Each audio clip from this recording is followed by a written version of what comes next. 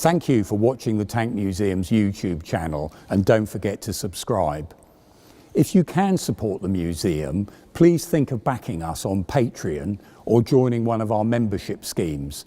Or if you watch to the end of this video, you'll be able to see how you can help the museum by buying items from our online shop.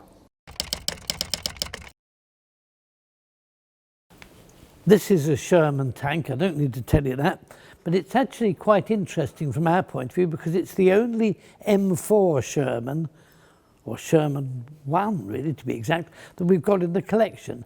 That's a Sherman with a welded hull like this one and with the 9-cylinder air-cooled radial in the back. That's what identifies it as an M4. It has got the later pattern front, the 47-degree front angled plate there instead of the vision slits that were on the earlier ones, because this is actually a very late example of one of these tanks. It's got the E8 suspension. You can now see from the bottom here they've already cut the tracks off to move it at one point, which is why it's standing on its wheels, but it has got the later style of suspension, horizontal volute they called that. And this particular tank was sent over to Great Britain as a sample. We'd used the tank like this before, but with the older suspension and sometimes with the older hull. But basically, essentially the same vehicle. But the real secret of this tank, and the reason I want you to look at it, is because of the turret. And the turret mounts a 105mm close support howitzer rather than the basic 75mm gun. And that's really what I wanted to discuss, is the 105, which is mounted in the turret, which is very similar to the regular Sherman turret, but is slightly different. Now, the first thing to note about the gun, it's a close support weapon, it's meant for firing high explosive really, is that it has an extra 10 degrees of elevation. This sort of tank only fired, or normally fired as a static tank. You pulled up, more or less aimed for what you wanted to hit and fired at it. You fired more like a piece of artillery than as a fighting tank. They were really designed for a different purpose. And that's what makes it a bit more interesting than the ordinary run-of-the-mill Sherman. Now the 105, it was quite a powerful weapon. It was about, or it was the American equivalent of the 95 that we used in Northwest Europe for the last couple of years of the war. Now the trouble is that in Italy, where it was used by the British as well as the Americans, the British couldn't get used to the system that was used. When we fired a 95mm, we chose the range by marks usually on the elevating hand wheel, and that's how you told what you were going to shoot at.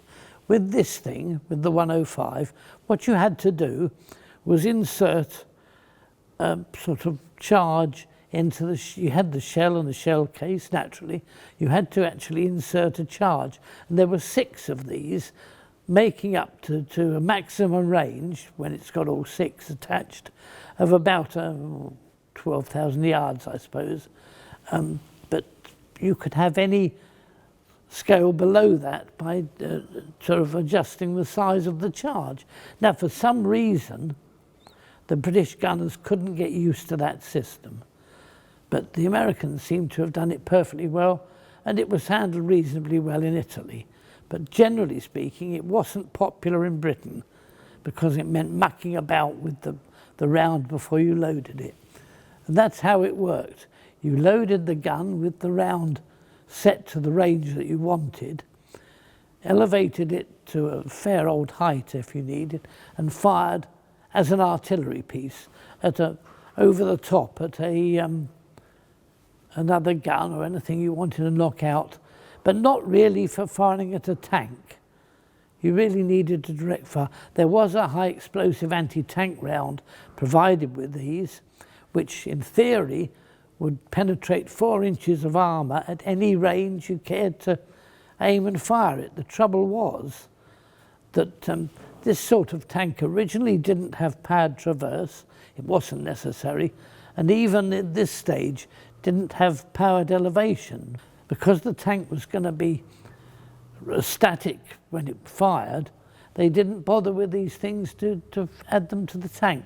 So actually hitting anything with a high explosive anti-tank round was very weak, very poor. So they hardly ever used it. But they would fire its high explosive round quite effectively. And that's really why I wanted the tank looked at. It's quite an unusual setup.